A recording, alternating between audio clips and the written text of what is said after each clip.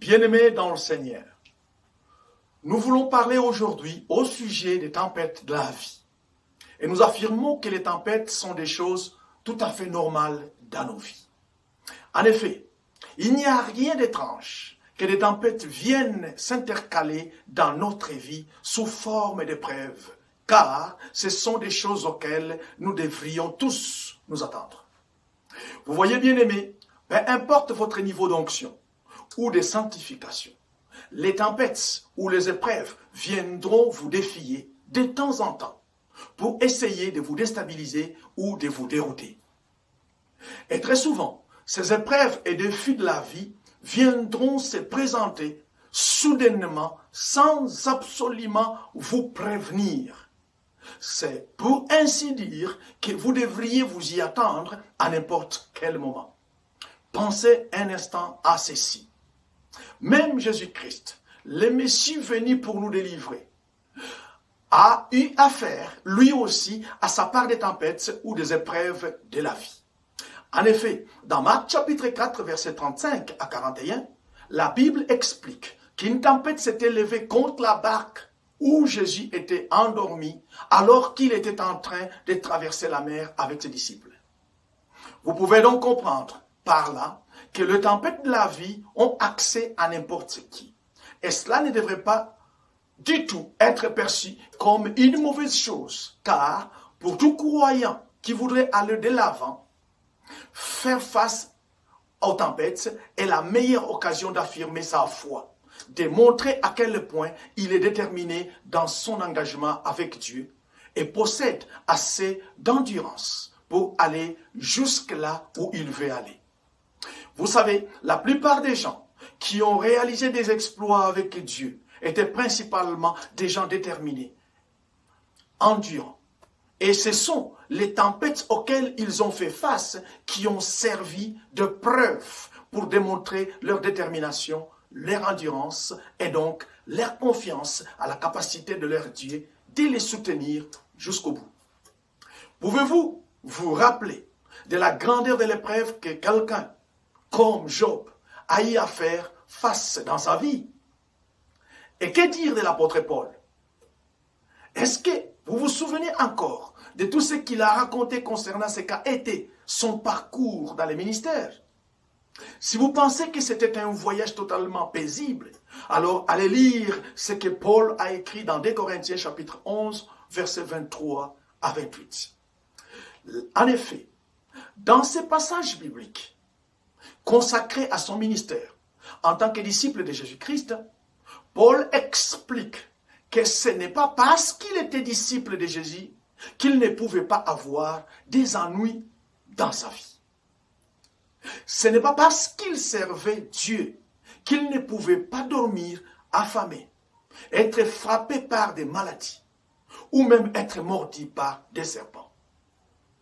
Vous voyez, en nous expliquant tout, c'est à quoi il a eu à faire face tout au long de sa carrière de disciple. Paul ne veut pas du tout nous intimider. Il n'est même pas en train de se plaindre.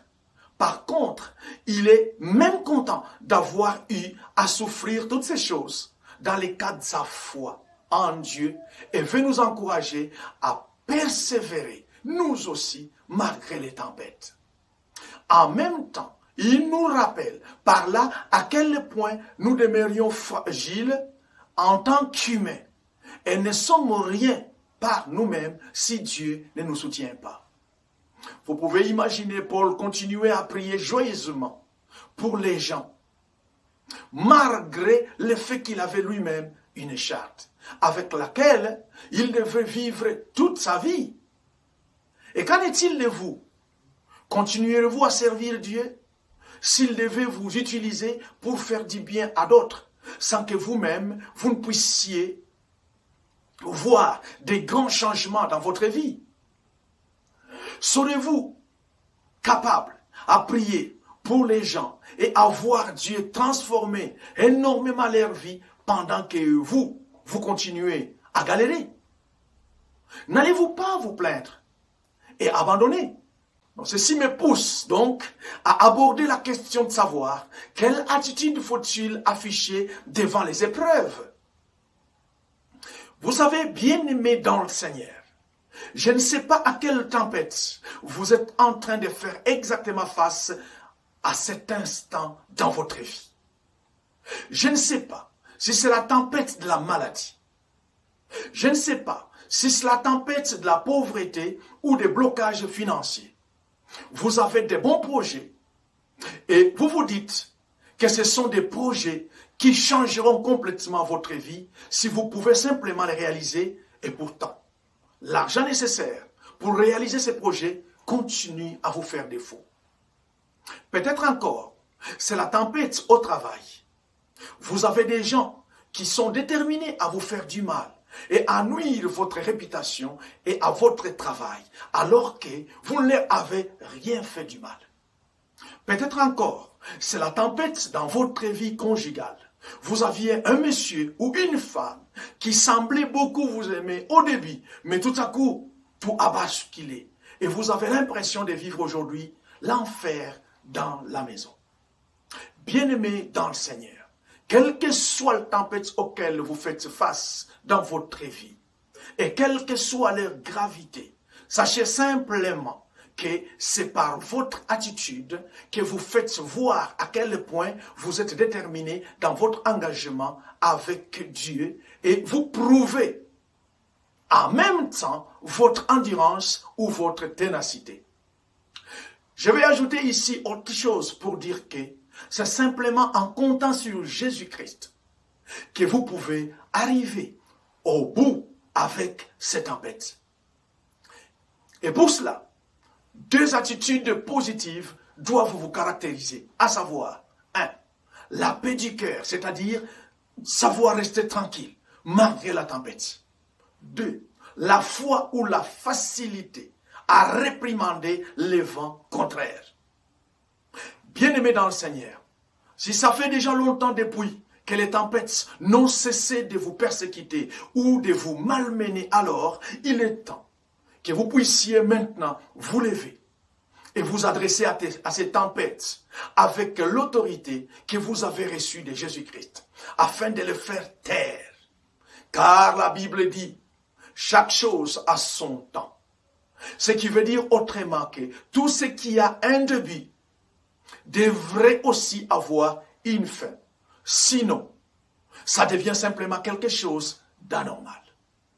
Et si vous faites face à des choses devenues anormales dans votre vie, alors souvenez-vous que dans Luc chapitre 10, verset 19, Jésus-Christ a dit qu'il a donné à tout chrétien le pouvoir de marcher sur toute puissance qui pourrait s'élever contre eux. D'ailleurs, Jésus-Christ, qui a reçu lui-même ce pouvoir de Dieu le Père, nous en a fait la démonstration ces jours-là, quand il a été confronté à cette tempête qui voulait s'en prendre à sa vie. En fait, la Bible explique que quand les disciples l'ont réveillé et lui ont fait comprendre qu'une tempête était en train de menacer de faire couler la barque où ils étaient, Jésus-Christ ne s'est pas mis à pleurer ni à paniquer. Connaissant qui il était et ce qu'il avait au-dedans de lui comme puissance, Jésus a simplement menacé la tempête et celle-ci s'est automatiquement calmée au grand étonnement des disciples. Donc, la question c'est, connaissez-vous qui vous êtes? Et connaissez-vous ce qu'il y a en vous du fait de ce que vous êtes? Bienheureux, c'est là celui qui connaît qui il est. Bienheureux sera celui qui connaît qui il est et ce qu'il porte en lui, car il ne paniquera pas souvent dans sa vie. Il saura toujours marcher tête haute avec une pleine assurance. Ce que la plupart des gens ne connaissent pas au sujet des tempêtes, c'est que toutes les tempêtes ont des oreilles et peuvent donc entendre si vous les grondez avec l'autorité que vous avez reçue du Christ. Mais comment ça? Eh bien, c'est parce que derrière tout le vent contraire qui souffle dans votre vie, il y a souvent un esprit. C'est en effet cet esprit-là qui est en train d'actionner ces choses dont les conséquences se font voir dans votre vie sous forme de pauvreté, de blocages dans les affaires, de maladies, des complications en couple, etc., etc. Donc, en parlant à la tempête, vous êtes en train de parler, en réalité, à l'esprit qui se cache derrière cette tempête. Et si vous avez l'autorité de Jésus-Christ en vous, alors cet esprit ne saura que se plier face à vos ordres. De la même façon que les esprits se pliaient et partaient en grande vitesse à chaque fois que Jésus-Christ leur donnait l'ordre. Souvenez-vous de ce qui s'est passé quand Jésus avait rencontré l'homme des Gadaréniens, qui était possédé par une légion de démons. Les tempêtes écoutent donc et obéissent à celui qui porte en lui l'autorité de Jésus-Christ. Car ce sont les esprits qui se cachent derrière ces tempêtes. Donc, la question c'est, avez-vous l'autorité de Jésus-Christ en vous pour que les tempêtes vous obéissent à vous aussi et qu'ils puissent plier devant vos ordres? N'allez-vous pas vous retrouver dans le cas des fils de Séva qui se sont fait sérieusement tabasser par les démons qu'ils voulaient chasser? Vous voyez, c'était simplement les noms de Jésus ne vous confèrent pas du tout la puissance de Jésus-Christ. Seuls ceux qui portent vraiment Jésus-Christ dans leur cœur sauront avoir la puissance nécessaire pour faire taire et faire partir les tempêtes de leur vie. Bien-aimés, l'échec de vos activités n'est pas sourd d'oreille. Le chômage, la maladie, la pauvreté ou les blocages ne sont pas sourds d'oreille, car il y a derrière eux un esprit qui s'y cache et qui est capable d'entendre alors. Parlez. Parlez avec autorité et faites ainsi taire la tempête avant qu'elle ne vous fasse taire en mettant fin à votre vie. Souvenez-vous toujours de ce que Jésus-Christ avait dit au sujet du voleur.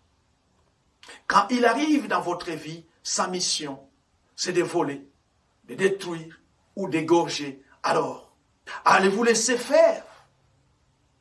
Pensez-vous que vous n'avez pas de pouvoir pour les contrer? Eh bien, rappelez-vous que vous portez sur vous une arme redoutable qui s'appelle la puissance de la déclaration. Souvenez-vous que la Bible dit dans Proverbe chapitre 18, verset 21, que la vie et la mort sont au pouvoir de votre langue.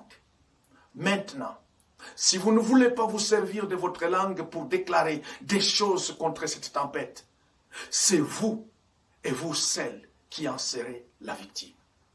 Je viens de vous prévenir et je vous prie de vous lever pour combattre cette tempête dès aujourd'hui, avec tout le sérieux que cela exige. Soyez bénis et à la prochaine.